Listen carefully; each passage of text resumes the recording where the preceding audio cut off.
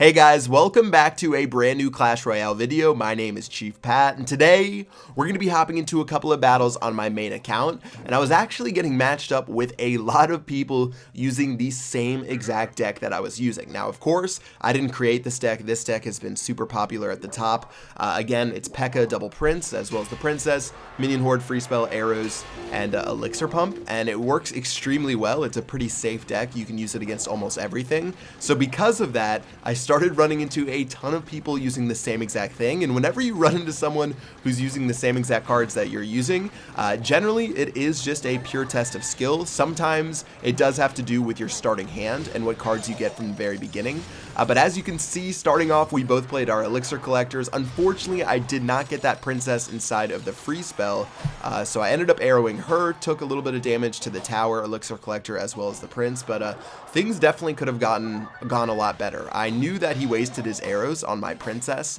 and that was my prime time to strike with my Minion Horde, but unfortunately wasn't able to get it done. Let's just go ahead and keep playing some defense. So I defended against his Prince with my Prince. Looks like he's got his Dark Prince going down the lane. Probably gonna have to play my own Dark Prince to protect him right here.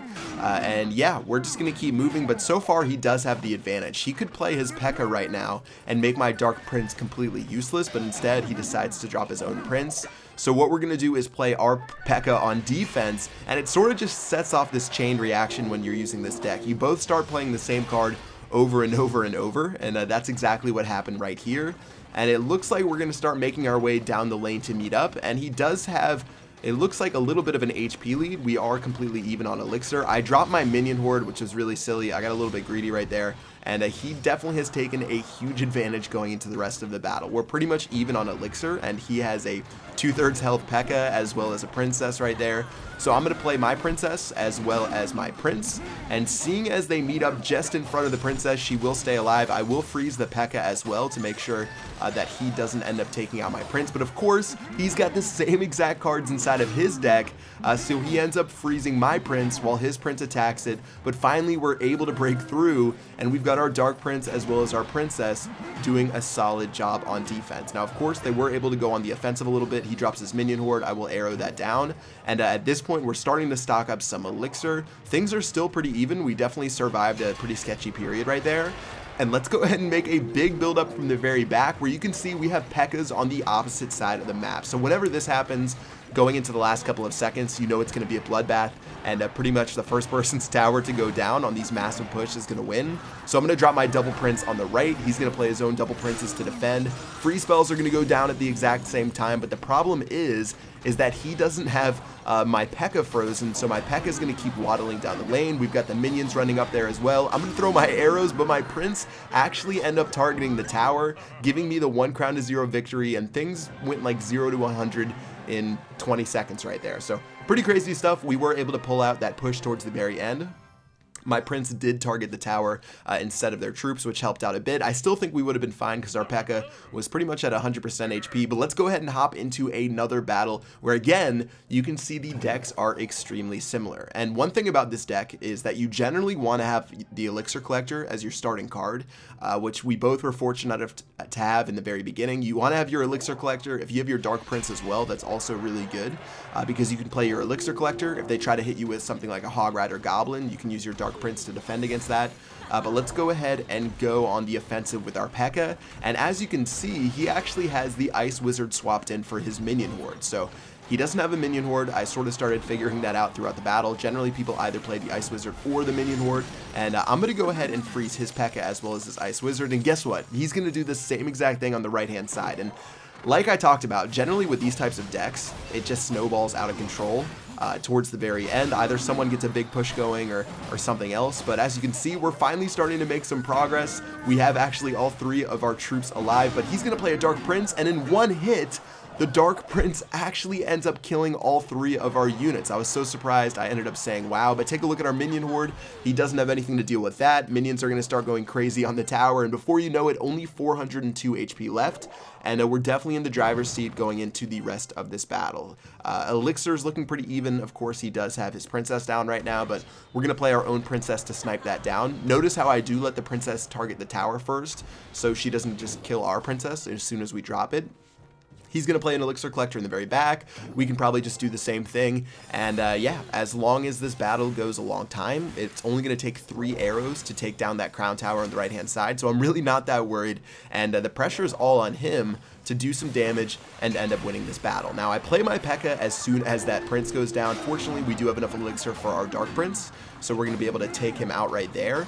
And at this point, he's going to play his own P.E.K.K.A in the very back. His Prince does get actually a hit off against our Elixir Collector, which is a little bit unfortunate, but we can start stockpiling for a major push down the right-hand lane. And let's see what happens as we go to Mortal Kombat for the last couple of seconds. Now, by this point, you've noticed that he doesn't have the Elixir, or he doesn't have the minion horde anymore, as my Prince got sort of stuck behind that P.E.K.K.A, so I felt comfortable using my arrows on that Princess. I knew that I didn't have to worry about those minions running down the lane. We're going to play our double Prince combo. Again, we've got 2 Princes, a P.E.K.K.A, as well as a Dark Prince, but take a look at this push that he's making. He's actually getting a decent amount of push, and yeah, he's got 2 Dark Princess running towards our Princess. Fortunately enough, one of them was able to get a final shot off, but towards the end, there's only 12 seconds left, so we're really just playing a little bit of defense until we can throw some arrows over the very top to kill both the Princess as well as the Crown Tower, giving us another 1 crown to 0 victory with this deck, going off against a mirror matchup. You could see his Ice Wizard was effective in certain situations, but not having that minion horde to counter my minion horde and not having his arrows really led to me winning that battle, because I took that tower from I think like 3100 to 400 in the matter of like 6 seconds with those minions. So let's go ahead and hop into one more battle against Fish Lol, where again we are facing off against the P.E.K.K.A double Prince. He has substituted in the Ice Wizard for the minion horde, so we'll have to see how that works out for him. I actually accidentally dropped my double Prince combo right here, which isn't very smart. If he dropped a P.E.K.K.A, we would have been absolutely screwed, but still, things are looking okay. We played our free spell to stop him from freezing our troops as well and just making this push absolutely worthless. And we're at least going to get a little bit of damage off against the tower using our arrows against the Princess as well. But still, we're down to Elixir. He still is an Ice Wizard, so let's go ahead and see how he responds. Now, if he actually used his Prince as well as his Ice Wizard right there, because his Prince just had enough Elixir, he could have just dominated my side of the map. I didn't have my P.E.K.K.A up, I didn't have enough Elixir, so as soon as he drops his Collector, I'm going to drop mine. And that was definitely a missed opportunity for him. He might have realized the deck that I was using, and he could have been able to counter it. But still, 2 minutes left in the battle, really not too much damage done to the towers. He does have a little bit of an Elixir advantage, but he drops his Ice Wizard first, and I definitely don't recommend doing that. So because he dropped his Ice Wizard first, it's literally just going to walk down the lane and die and do almost nothing. In fact, it's going to slow my P.E.K.K.A down and just give me a little bit more time to stockpile my army, which is definitely good for me. So Ice Wizard sitting there doing nothing. Very good job. And he actually is hovering over his arrows right now. If he plays those onto our Princess, which he does right now, that means it's time to use the minion horde, guys. The minion horde has gone down. It's going crazy onto the P.E.K.K.A. It's going crazy onto the Princes. And by the time he even makes his way through, all of those are now dead. And our Prince is going to charge down the lane, kill that Princess, and overall be a very favorable trade. He spent more Elixir on that than we did. We can go ahead and drop our next pump. He's going to drop his pump as well. But yeah, even though it didn't look like much, we swung the Elixir lead into our favor. So next time we make a push down the lane, we actually should have a significant advantage, and that's what we're going to do right now. So P.E.K.K.A on the left, he's going to respond on the same hand side. Let's drop our Princess, making sure we don't max out on Elixir.